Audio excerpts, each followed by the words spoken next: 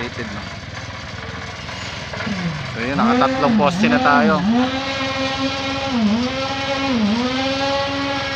Yun doon, no? Yan, okay na yan. Tapos yung nasa dulo, yan, ito naman yung ating pinubuhusan. Pupunta na tayo rito.